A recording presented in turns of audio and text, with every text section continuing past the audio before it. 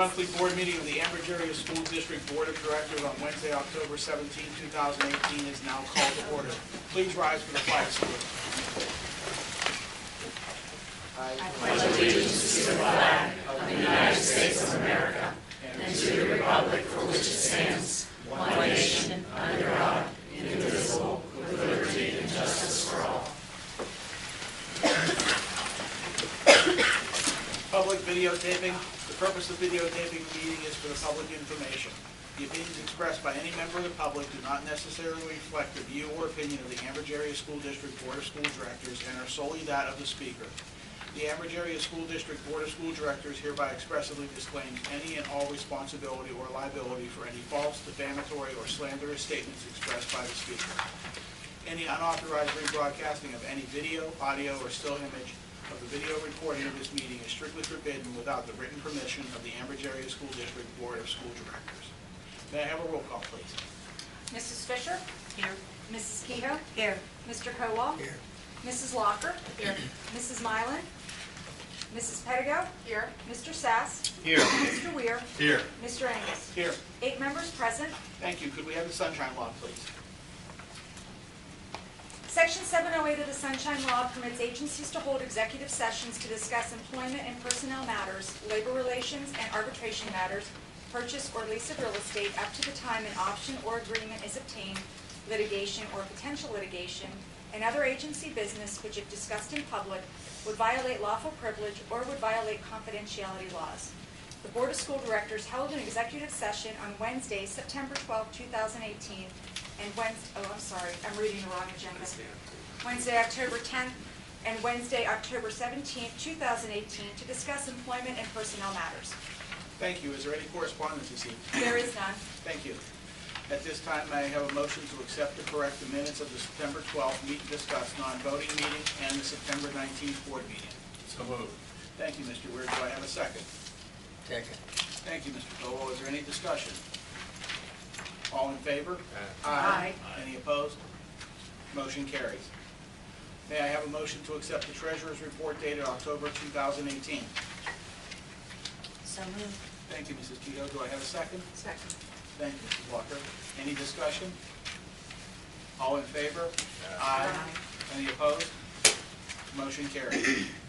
Are there any addendums or to the agenda this evening?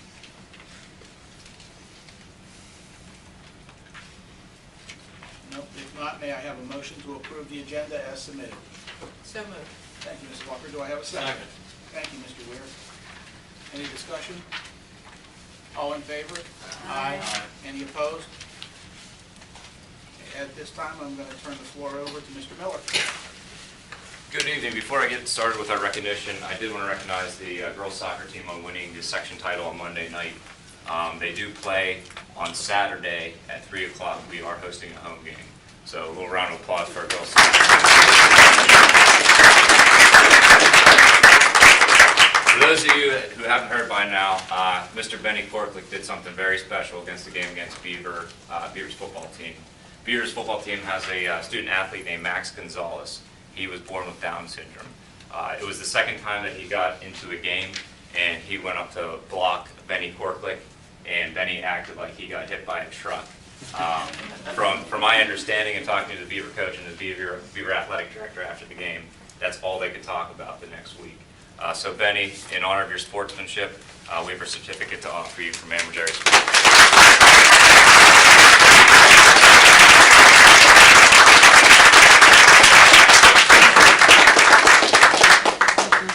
Oh, she's going to give him a hug.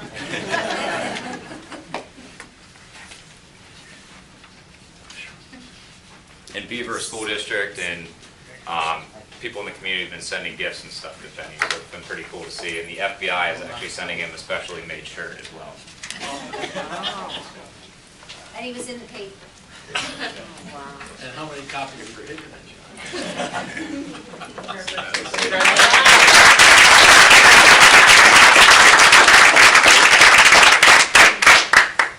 At this time, Doug, I'm turning the floor over to you. Okay, I'd like to introduce Mr. Peter Bancheri. He's the lead auditor from Hozak Spec Mutual and Wood, who performed our 2017-2018 audit He's here to talk about the audit and the preliminary financial statements.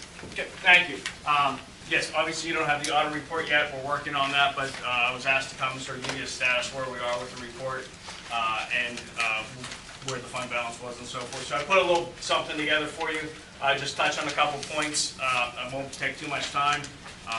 But first off, I want to thank you for allowing our firm to work for the Ambridge School District. We appreciate the opportunity for being able to become the auditors for the school district.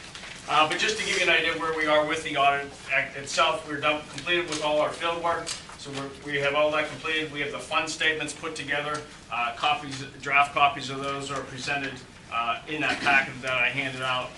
So at this point in time, we're trying to get as much information together so we can get it to the finance office and the business department so they can get the annual financial report together to the PDE. That's due by the end of October. So Doug has probably 95% of the information now. We've got a little piece on debt to get him. So once we get that, probably by the end of November, we should have a draft audit report. They'll have the whole statements, the footnotes, and then the single audit section also. But just to give you an idea where the financial statements are at this point in time, or where your fund balance is, the first report you'll see is the balance sheet for the various funds of the district. So the fund balance in the general fund at the end of June of 18 is $3,070,000. Your capital project fund, you have $4.8 million in fund balance in that fund at the end of June. On the next page, you can see where you started the year. This shows your revenues and expenditures for your general fund. It shows the change in the fund balance. So you started the year with your fund balance of $4.3 million, and you ended with $3,070,000. So you decreased your fund balance by $1,250,000. Okay. So in your capital project fund, there was expenditures made out of there for a couple of projects that were going on. You also reflected a transfer into that fund from the general fund of $750,000.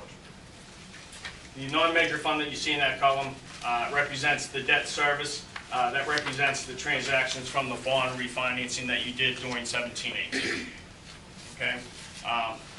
So the other fund statements you have is the food service fund, agency fund, and trust fund.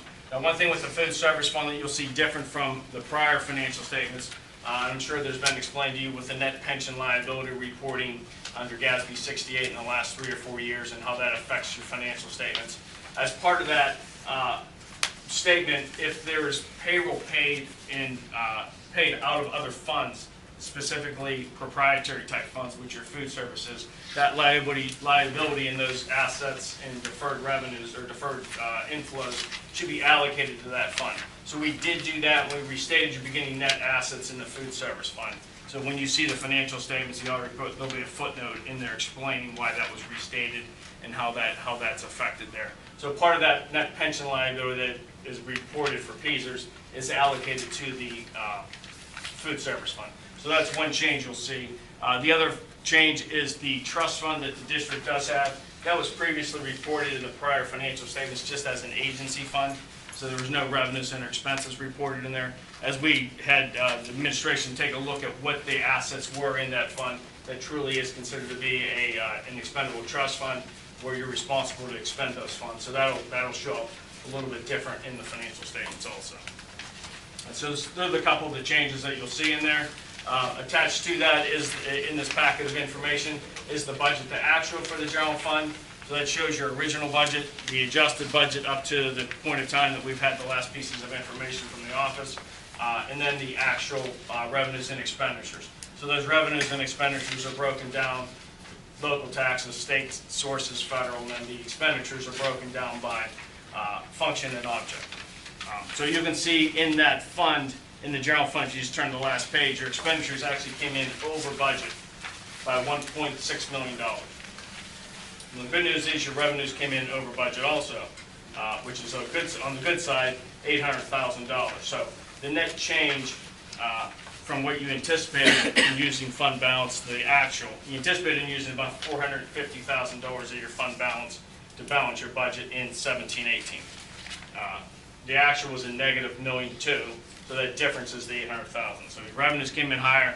Unfortunately, the expenditures came in higher. So that's where that net difference is. And you can look down through there and see where those variances are throughout there. And we can get into those in more detail when we get the actual audit report together, but they're pretty self-explanatory, and I'm sure Doug has gone through this with you and explained where they are. A couple other things I was asked to discuss. Real estate tax audit. As part of our engagement, we were also asked to audit the real estate tax collectors. That field work is completed. That report should be issued within 2 weeks, I would think. The one issue, the only item we had there for discussion that will be in the report will be in regards to the collector for South Heights, in regards to the reporting of how things were reported on their real estate tax collector reports. All the net cash was reported properly. It was how the face, the discount, and the penalty were reported were incorrect. So we did correct those. Actually, we had a discussion with the new collector. She looked at that, and she has an understanding of how that should be resolved. So everything reconciled in that area. It was just the reporting of the breakdown between face, discount, and penalty, which obviously plays into how things are reconciled. The last item we were asked to discuss whether there was, what we did in terms of for the audit and so forth, besides our normal standard procedures. Obviously, we go through, we do various testing over expenditures, receipts. We look at various transaction cycles regarding payroll, disbursements, obviously the real estate collections. A couple items we noted that we'll probably have in the management letter in regards to items that we consider to just be a management letter type item. We will probably not be reporting any material weaknesses in controls over the financial statements. Okay, but we might have we will have a couple management letter comments. One of those would be in regards to the payroll approval, just having somebody sign off on the payroll, formally sign off on that payroll before it's processed, as it comes from the payroll department and administration, so that there's a review of that. Because basically most schools, no matter what the size, one person's pretty much doing payroll for the most part. I mean, it's all vested in that person. So as a control, there should be a formal sign off, so it's noted that there is a payroll that's been done, has been approved and formalized. A couple minor reconciling items in the activity fund, we would probably recommend they be reported differently. And then also on that trust fund, probably maybe just a formal policy on how those funds are to be expended and what the purpose of those funds are, just so it's sort of reaffirmed, because I think they go back a number of years, those monies that are sitting in that account, just so that there's an understanding of what can go in that account and what can come out of that account, and who has the authorization to make the payments out of that trust fund. But that's a brief summary report, sort of a preliminary type item without the audit report, but you have most of the fund statements here. That this should be what the final numbers are going to be from our standpoint, from the audit standpoint. So I'm not sure if there's any questions or any issues or any concerns. I have a few. Okay. Thank you. Let me do the perfunctory things first. As a new auditing firm, do you have any reason to meet with the board separate from the administration? No, I think we had a discussion at a meeting previously, discussed what we normally do. We do normally talk with different members of management and also with board, with members of the governance body, obviously the board, in regards to fraud or irregularities or any issues like that. So we do not need to have a separate meeting to have any items like that. Confirm you found no significant or material weaknesses of the internal controls of the school district? We will not be reporting any material weaknesses in any reportable conditions of weaknesses. And as to the real estate audits, there were no matters of significant control or accuracy? Just in regards to the one that I previously discussed with South Heights, but the other ones did reconcile. We went from the assessed value to what was collected, looked at timing, looked at discounts, looked at penalties, tied that back to what was turned over to the Tax Claim Bureau, and I'm obviously going to have some minor differences, but nothing material in nature. The deficiency in fund balance, the $1.6 million of additional expenditure over and above budget. Now, obviously, for the sake of the board and the audience, we've already had this discussion, yes. So I haven't lost my mind if I ask you now. Could you talk about the significant adjustments between the budget and actual that resulted in the deficit? Audit adjustments, or just where those variances are? Where the significant variances are, and I believe there were 2 or 3 of them. Yeah, it's mainly in the 1,100, 500s tuition payments to charter schools and to other entities like that, in the 1,100s and the 1,200s, regular instruction, special ed construction, or special education tuition payments. So that's where the major differences are. If you look on, I mean, you can sort of see they stick out. If you look on page numbers are sort of numbered for how they're going to be in the audit report. So that's why you're thinking, where are the other pages? If you look on page 55, you can see under the first paragraph up there, the first section under regular programs, you see under other purchase services, that's the 500 objects, so that would include where tuition to other school districts and tuition to charter schools are. See the variance there is 812,000. If you go down below, the other large variance under special programs, other purchase services, $330,000. So you can see where those variances are. That's where the significant variance was in basically for the majority of that difference in between the budget and the actual. And Doug, could you explain, just for the sake of the public audience, what happened in March with the court decision and why this wasn't budgeted for earlier? We didn't talk about it last week, but in March of 2018, PD had a lawsuit, well, the charter schools had a lawsuit against PDE. The courts ruled on that decision. So at that point, PDE had been calculating the amount the school districts pay to charter schools from your actual AFR numbers. And in March, when PDE lost that lawsuit, school districts were directed to recalculate that number according to the old PDE 363 forms that we were using prior to that change. So when we did that, we saw a significant increase in the tuition rates that districts were paying to charter schools that was not anticipated when we originally budgeted. And I think I talked last week about that's a problem for our current year budget. In November, you'll see a very lengthy budget transfer coming to you where we've moved some money around in the current year budget to cover that shortfall in the current year. And obviously, we'll be planning for it as we prepare the next year's budget. So that's really what occurred, if that makes sense. So to help identify the deficit, the district received about $800,000 of additional revenue in excess of what the budget was planned. That primarily was two situations. One, it was the late addition of educational monies from the state mid-budget cycle that went to the school districts. And it was the advancement of access reimbursement for special ed transportation, for lack of a better term. It was offset by about $400,000 in deficiencies in local tax collections, which means as the economy improved, the collection rate of what taxes were billed to what were collected was increased every year. People had more money upon which to remit their taxes. And this year, that kind of reversed its trend, whereas the actual collections against billed taxes as a percentage was reduced to about 92%. Is that a fair assumption? 92.5. So while we had $800,000 of additional revenues, we still ended up with a budget deficit of close to $900,000. About $1.2 million of that was a change in the charter school calculation on how reimbursement was remitted to the charter schools. To give you some appreciation for that, the school district paid about $3 million in charter school costs to third parties, and to put a $1.2 million addition into those expenditures, or 20-some%, was quite unexpected. In addition, there were some other areas where we spent in excess of the budget. Primarily, I think it related to both truing up or continuing the true up of the financial position of the district based on the predecessor administration in terms of trying to get adequate support and documentation for all the accounts.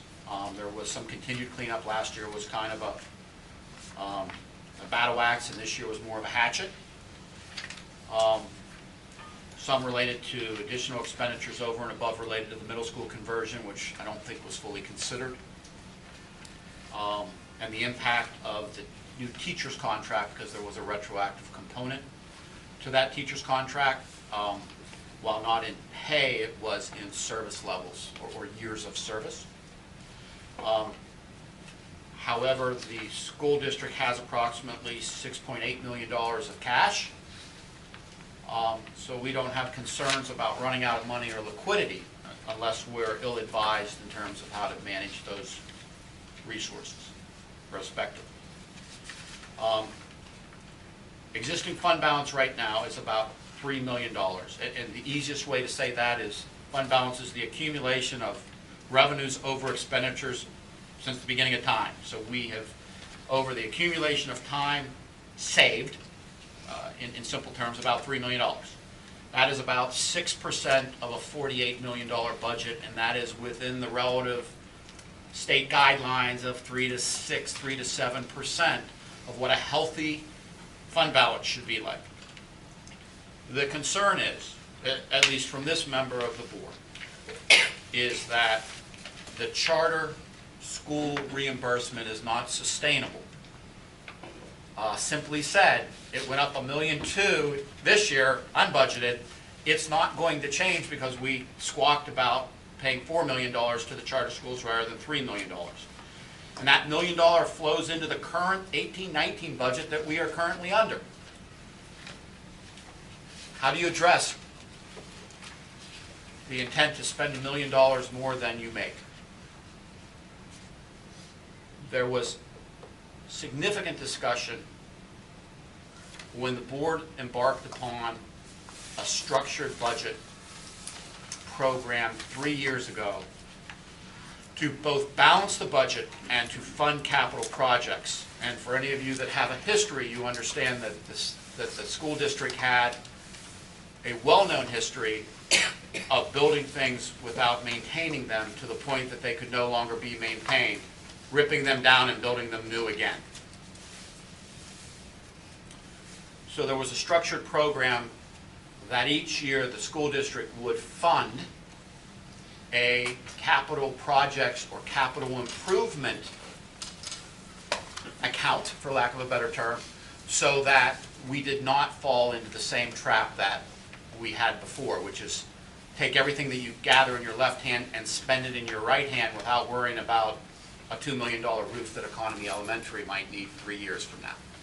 That we were going to save monies equitably over a long period of time, knowing that the expenditures would be very large associated with maintaining our buildings, but we would have a safety net or a rainy day fund to be able to do that.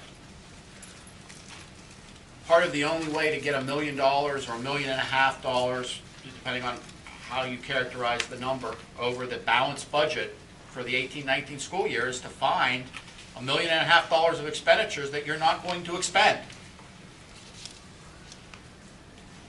Cut curriculum, in theory, test scores may suffer or educational outcomes may suffer. We don't have the ability to change payroll or contractual obligations for teachers, janitors, paras, office manager, etc. Those are all contractual. There's no leeway there. Utilities, charter school payments, fixed. So the soapbox has always been, and of a $48 million, the school district controls approximately $5 million of a $48 million. So of $48 million, $43 million we have to expend whether somebody stands up and stomps and screams that taxes are too low or too high, and we have the ability to manage $5 million. And right now, we've asked the administration to go back in and find $1.5 million of reductions in that $5 million pot. And they've come back and said, half of it we can find by, guess what? Not funding our rainy day fund for capital projects or repairs to our buildings. That is a vicious, vicious cycle. And any of you that were in this school district in the early 90s or the late 90s, you know the results of what happened. That's why we ended up building 4 schools in 8 years and have $80 million of debt. It's not unknown to anybody that's ever been to a school board meeting in the past 5 years. I am terribly uncomfortable with that. I am unable to figure out a comfortable solution at this point in time. And to give you some insight, I obviously have had some interaction with the business manager and the superintendent, Mr. Vinceri, in advance of this meeting. My wrath probably was not as masked as it is now. But understand, I am only a volunteer on a voluntary board. So I either have to answer one of two questions to the constituency that elected us. Are you going to raise taxes? If so, why? Where can you cut things? Do they need that floor scrubber? Do they need that copy machine? Do the girls' basketball team get new uniforms, but the boys' basketball team not get uniforms? Does the junior high wear the old high school uniforms? Or do they get new uniforms? You can make all those discussions and decisions, but honestly, there's only three ways this plays out. We don't continue to maintain our facilities. That's a compromise. We don't continue to invest in our curriculum. That's new books, that's NIMSI, that's AP training for teachers. That's a compromise. We petitioned the state to talk about charter school reimbursement. That's a long road to hoe, and it's probably the most logical pursuit at this point. Or you raise taxes, because federal monies basically are spent in the left hand for what you get in the right hand. You get more federal monies in your right hand is because you're reimbursing actual expenditures in your left hand. Federal monies count for nothing. All you have is state revenues and local revenues. And the state has historically increased their subsidies to school districts at less than inflation. So our expenditures go up 3.5%, and half our budget, which is state revenues, goes up 2%. So you're not short 1.5%, you're short 3% because the state only funds half your budget. The other half comes from taxes.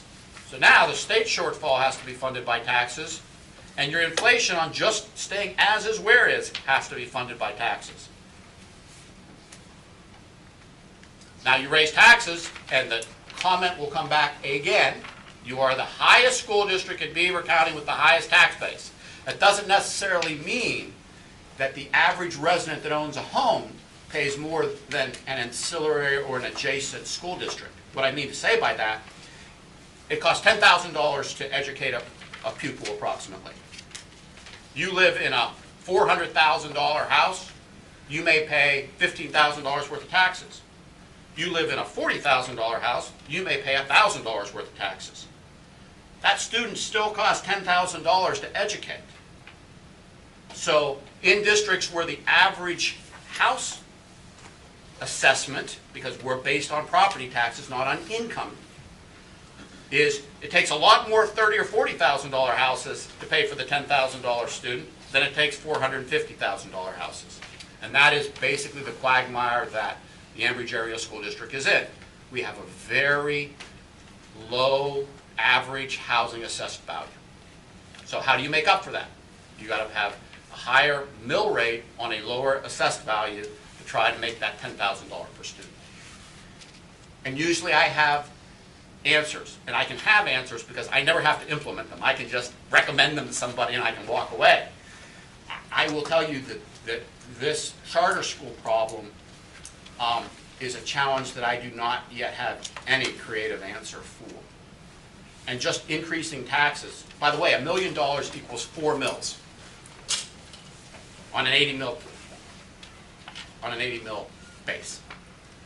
You can't raise taxes that high every year because your charter school sucks more money out of you than you can make. So, you have we have hard decisions. And right now, 18-19,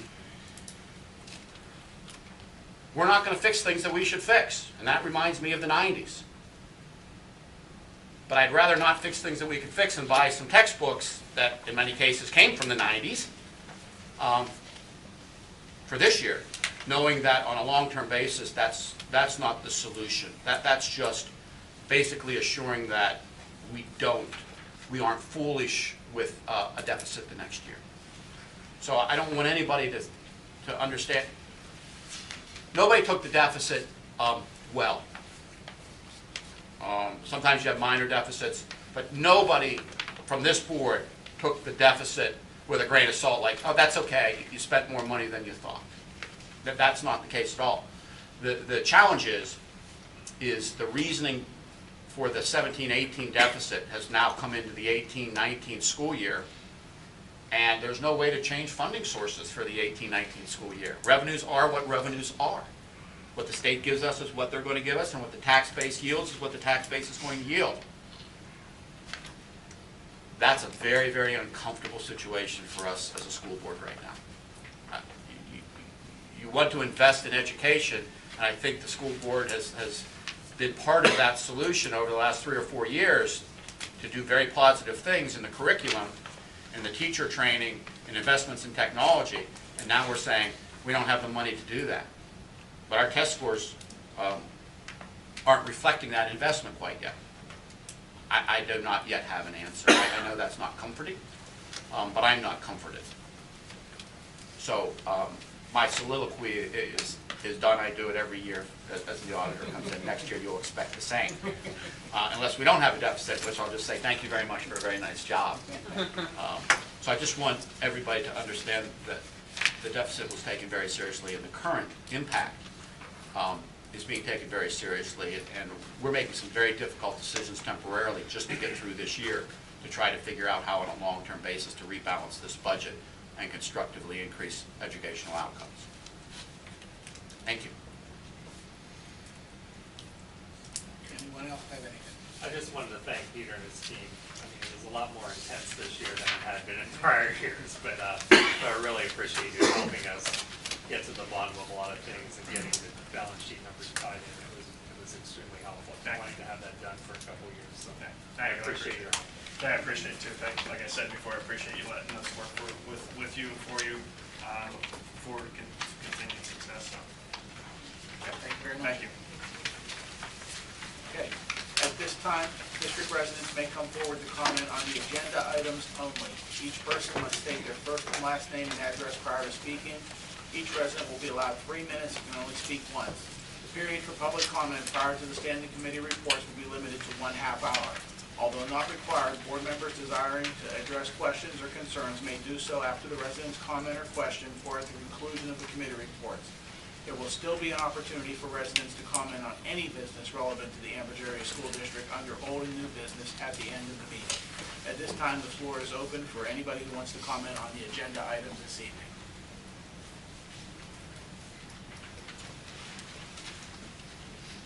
Okay, seeing no one, we'll begin with the committee reports. We'll start with Education and Technology. Mrs. Pettigo, please. Thank you, Mr. President.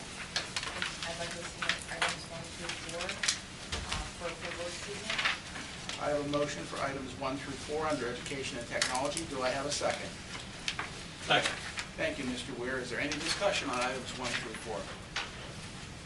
If not, roll call, please. Mrs. Fisher? Yes. Mrs. Kehoe? Yes. Mr. Kowal? Yes. Mrs. Locker? Yes. Ms. Pettigo? Yes. Mr. Sass? Yes. Mr. Weir? Yeah. Mr. Angus? Yes, Motion carries. thank you. Finance and Budget, Mr. Sass, please. Thank you. I have items 1 through 5. Make a motion to accept. I have a motion on the floor for items 1 through 5 under Finance and Budget. Do I have a second? Second. Thank you, Mr. Weir. Is there any discussion on items 1 through 5? If not, may I have a roll call, please? Mrs. Fisher? Yes. Mrs. Kehoe? Yes. Mr. Kowal? Yes. Mrs. Locker? Yes. Ms. Pettigo? Yes. Mr. Sass? Yes. Mr. Weir? Yeah. Mr. Angus? Yes, Motion carries. thank you. This evening, Building Grounds, Mr. Colwell? Nothing to report. Thank you. Athletics, Mrs. Fisher? Yes, just one item this evening. I'm asking for approval for number 1 for Rafen Ruskin to represent the Ambridge Area School District as an independent individual in the WIPIO PIAA swimmer with the Moon Area High School swim team. It is further recommended to approve Frank Ruskin to serve as his sponsor coach at all practices and meets. This is at no cost to the district. I have a motion on the floor for item number 1 under athletics. Do I have a second? I'll second. Thank you. Any discussion? Roll call, please. Mrs. Fisher? Yes. Mrs. Keto? Yes. Mr. Kowal? Yes. Mrs. Locker? Yes. Ms. Pettigo? Yes. Mr. Sass? Yes. Mr. Weir? Yes. Mr. Angus? Yes. Motion carries. Thank you. Public Relations, Mrs. Mullin is not here, but there are no items this evening, so we'll skip the steering and rules with Mrs. Kehoe, please. I'd like to make a motion to accept items 1 through 8. I have a motion on the floor for items 1 through 8. Do I have a second? Second. Thank you, Mr. Weir. Is there any discussion on items 1 through 8? Hearing none, roll call, please. Mrs. Fisher? Yes. Mrs. Keto? Yes. Mr. Kowal? Yes. Mrs. Locker? Yes. Ms. Pettigo? Yes. Mr. Sass? Yes. Mr. Weir? Yes. Mr. Angus? Yes. Motion carries. Thank you. Legislative, Mrs. Kehoe again, please. I'd like to make a motion to accept item number 1. We have a motion for item number 1 on legislative. Do I have a second? Second. Thank you. Any discussion? Roll call, please. Mrs. Fisher? Yes. Mrs. Kehoe? Yes. Mr. Kowal? Yes. Mrs. Locker? Yes. Ms. Pettigo? Yes. Mr. Sass? Yes. Mr. Weir? Yes. Mr. Angus? Yes. Motion carries. Salary schedule and labor relations, Mr. Weir, it appears you get off easy again this evening. Yes. Personnel, Mrs. Walker, please. Thank you, Mr. President. I move for the adoption of items 1 through 13 as presented. I have a motion on the floor under personnel for items 1 through 13 as presented. Do I have a second? Second. Thank you, Mr. Weir. Is there any discussion on items 1 through 13? If not, roll call, please. Mrs. Fisher? Yes. Mrs. Kehoe? Yes. Mr. Kowal? Yes. Mrs. Locker? Yes. Ms. Pettigo? Yes. Mr. Sass? Yes. Mr. Weir? Yes. Mr. Angus? Yes. Motion carries. Thank you. Anything from solicitor this evening? Dr. Walker? Nothing this evening? All right. It is now time for old and new business. Any district resident who desires to comment on any relevant business to the Ambridge Area School District should now come forward. Each person must state their first and last name and address prior to speaking. Each person will be allowed 3 minutes and can speak only once. So the floor is now open for anyone with any items for the Ambridge Area School District. Hi, Megan Trimber. As you know, Board, I sent you an email this past week, and Dr. Welter, I sent you an email. I just want to know, moving forward, if we've talked about some safety concerns for the middle school. I know there were some incidents. I understand moving forward, I'd like the disciplinary action that was sent out showing like what the district does responsibly. I'd like that it was sent just to middle school parents. I think that is a positive there. However, my one concern is, I said in an email, was about metal detectors. Working in the field, working with 80-some school districts, go into these schools, I always have to, regardless of who I am, show my ID, go through the metal detectors. That is a safety concern for me. And I would like to find out if there's any grants. Apparently, it sounds like we don't have the money, but is there any grants, funding, that we can move forward? I mean, there's been positive changes at the middle school, which I've liked, which I said I've embraced about the curriculum. That's a concern too, that we don't have books, maybe. I said to Mr. McKelvey here, I like him as a person. I said I didn't want him to think I was going above him or anything like that. I've seen his rapport with the students. It's all positive. I just think that we need to get a little firm and tighter with some things that have been going on there. I mean, as a parent who's never had concerns, I wasn't even nervous going in. I'm not an anxious parent. However, that email might have sounded like it or seemed like it, but it's concerning to me when my son is at least once a week, twice a week wanting to stay home, and I'm still trying to figure this one out. And it's all been positive going forward, I hope, but I have concerns. This was a big change. I'm going to add something briefly, and then if Mr. McKelvey wants to add to that, he can. Mr. King just recently wrote a federal grant for about $165 million. We believe, I'm on the millions. I'm on the millions. Great. I got such a laugh. The first 25,000, we wrote a grant before and we didn't get it because we'd gotten it the year before, but the first 25,000 is for cameras in that building, which quite frankly is a much better preventative measure. Research shows that, because if we don't catch something, then we know who did it and we can address it. The cameras really reduce a lot of behaviors in the building. And there are a number of other measures in that larger grant. That's a full safety security grant. So we are doing some things like that. And Mr. McKelvey, I don't know if you want to go any further on what's happening in the building. Well, I would just say that we're any event, any discipline action or event that happens in the building, we are addressing it to the fullest extent of the law that's possible. You know, obviously we take that very seriously. Safety is our number one concern when it comes to our students, because if they're not safe, they can't learn. And we're here as an educational institution to provide learning opportunities for our students. So that is obviously our number one concern. So we are, like I said, moving forward as much as we can, you know, to the legal extent that we can with any action that occurs. And I would encourage, you know, any parents that if you hear anything or you know anything that comes home, feel free to contact me, because you know, unfortunately some things do start outside of the school, but we're able to address it. I mean, even if I get email that night, I've called parents that night and been able to address it and head things off for the next day. So, you know, I mean, we're on top of it, and we will do everything it takes to do it. And like I said, we are working with what we can as far as pushing the discipline to the fullest extent of the law that we can, and making sure that, you know, all the kids are safe and that they have a safe environment. To this point, nobody's been hurt. We also do, on the flip side of that, we're also implementing a school-wide positive behavior program that the teachers have embraced and talked about today. So, which will help to kind of curb some of the students from being impacted by that as well. Thank you. I just wanted to finish. The rumor is that we are on the upcoming of being the upcoming school district.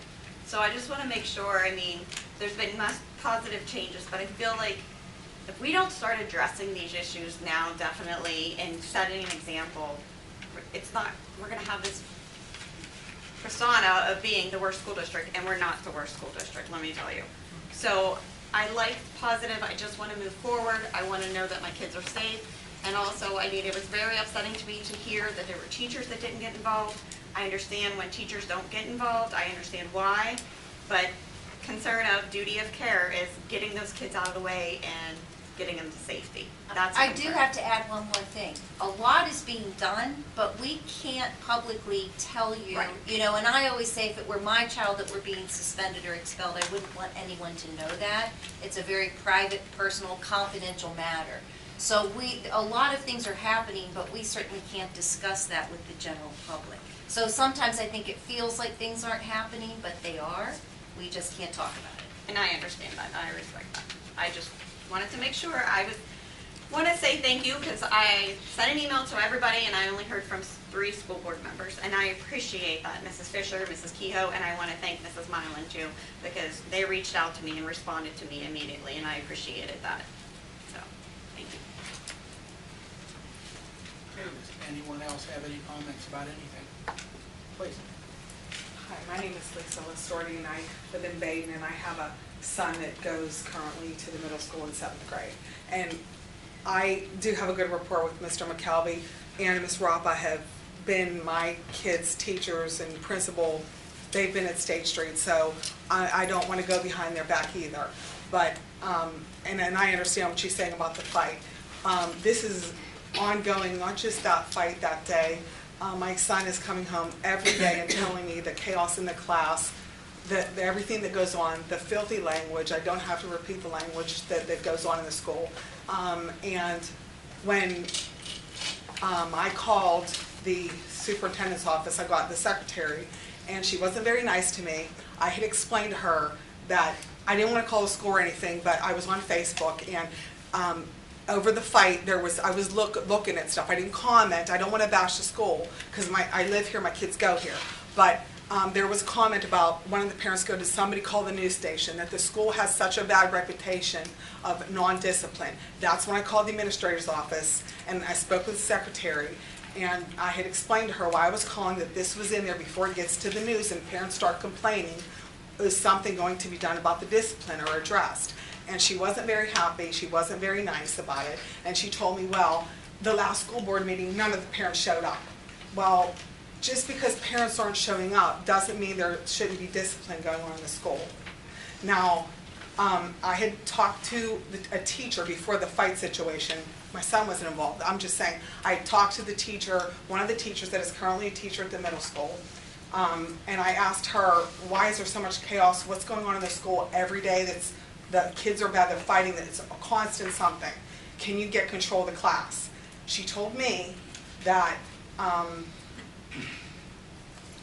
they have a discipline problem at the school, and she's never seen anything like this from other places she's been to. And I said, thank you. Well, today, my son said that one of the classes, they didn't even have a class. They were she was talking to them about discipline and being behaved. And he said, while she was talking, Mom, the other kids still were being bad and laughing and talking, and they just don't want to listen. And it seems like somehow they got to get control of the kids in the classroom. Who's the boss, the kids or the teacher? And I ended up calling Miss Scaletta after that. And I didn't divulge the teacher's name. It's not right. It's irrelevant. But I did tell Miss Scaletta about this. And she had said to me, don't believe 50% of what your kid comes home and tells you that goes on in school. I said, okay. Then, and I told her what the teacher had said to me. I said, so I should not believe your teacher when they're telling me the same exact thing. I mean, as a parent to hear that they have a discipline problem here and they don't know what to do. And another kid throwing spitballs at the teacher and the teacher's crying. Another teacher. I mean, and then when I talked to Ms. Scaletta about it, about the counseling the kids, what's going on, she says, all the schools are like this. No, I have family members that are teachers in other districts and other schools. I can tell her it's not going on in every single school. The kids aren't saying the F word to the teacher, the N word, just constant. And I can tell her, and I can tell you for a fact, it's not going on in every school. She's incorrect. Because my other son goes to Quigley. We pulled him from the junior high because of the discipline. And I guarantee you, they walk a line there. If they have logos on their socks like Nike or Adidas, they get detention. I know it's very strict there, but he's thriving because of the discipline. And it does not go on there. That would never happen. And he doesn't want to come back to the school because of it, the chaos and the craziness. And now my little one says, you know, I don't know if I want to go here anymore. So. I believe you, but I will also tell you that I've been in that building every week this entire year, and that's not what I'm experiencing. So there could certainly be pockets of it, but it is not the chaos that you have just described. It is not. I took pictures this week of completely empty halls. All the kids are in classrooms. I saw absolutely no disruption at all. So I'm certain that there are times when these kinds of things are happening, but I believe that they're isolated. What I'm experiencing when I'm in the building and walking in and out of classrooms is not what I just heard from you. That's all I can say. And Quigley can kick them out whenever they want. I just want to say one more thing. I didn't want to have to go there. I'm a homeowner. I pay taxes here. I shouldn't have to spend that kind of money to send my kid to a private school. And just today, one of the kids told the lunch lady, I'm going to tell my mom, and she's going to kick your effing ass here. Now this is what I'm saying. And my son, the other one, again the other day, heard another kid saying F word to the teacher. And the teacher, get in the class, get in here. Get in here. Well, that's when the teachers need to call home and give detentions and kids get suspended. But the teachers need to do something at that point. Calling home is the first step. And what happens when a parent doesn't answer the phones or answer the emails? So you have that. Yes, we do. I can't control parents. It's not under my jurisdiction. Yeah, I understand that, and I understand. I was told that it's not a daycare center. I was told that by the secretary of the administrator's office. This isn't a daycare. I understand that, but I'm just, some of the parents want to know what the kind of plan is to get this under control more, because it's. We spent most of the day today coming up with plans. Tom met with the teachers. We're implementing a lot of new processes. We're putting those things in place. We're sending another paraprofessional down. We've got a lot of things that are happening. Thank you. My name is Lisa Patton. My daughter is in 6th grade at middle school. I was not planning on talking, but I just want to give you the comment my daughter gave to me about going from classroom to classroom. It only came to mind because you said that you were in, and she did say she saw you there and you were taking pictures and everything, but she's this tall. She's afraid to go from class to class. She said the hallways are so crowded, and she's tiny, and she's not very outspoken, and she's afraid of getting hurt. And she said for her, 6th grade after lunch is horrible. It's the worst time.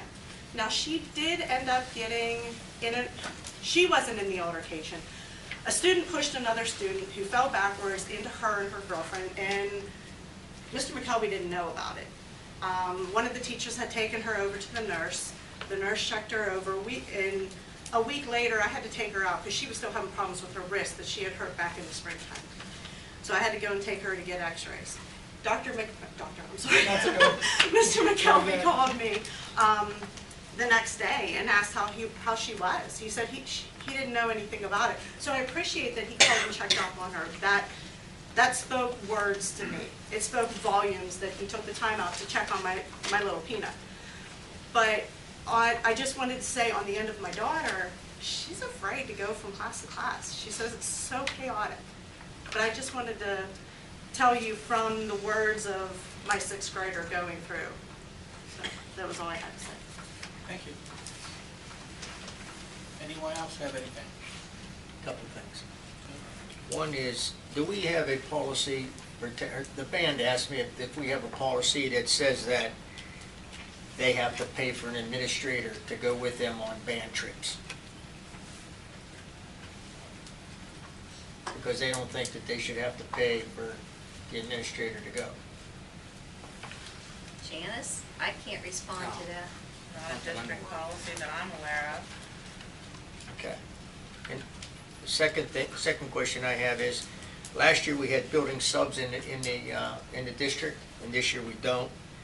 And from what I understand, we're blue carding a lot of teachers, and at the rate of, I don't know, $30 a class period, or $210 a day.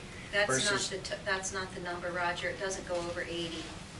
Contract is 80. On blue cards? Yep. Okay. So I'm just wanting to know if we were saving money or not saving We money. can't do that Can't if have we, building subs. Cannot have building subs because when you have a sub in a building every day, the union will come back and say that you need to hire that person on step as a full-time person if you have them in the building every day.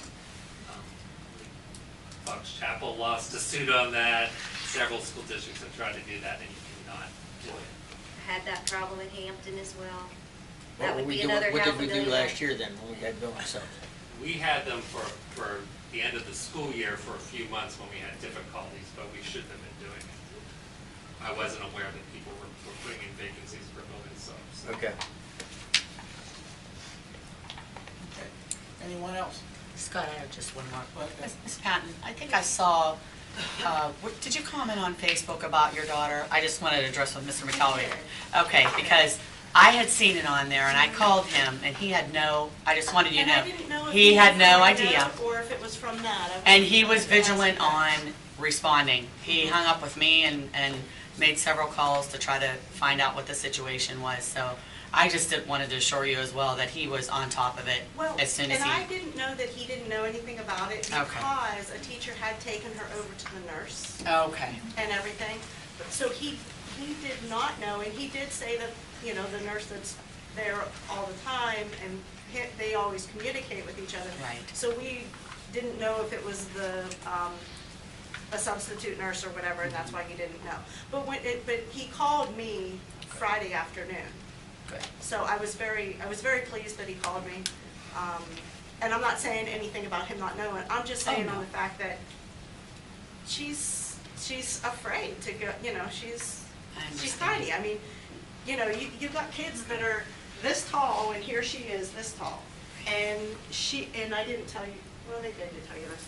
But there was another incident where she was walking through the hallway, and this kid came running down, and it was a big kid, and he ran right into her, almost knocked her over, and kept on going. That was like the second week of school. So, and I don't think I told you that. Well, I don't know who the kid was, so it doesn't, you know, it doesn't have a bearing on anything, but But yeah, I did comment just that, hey, you know, from my daughter, I see it too.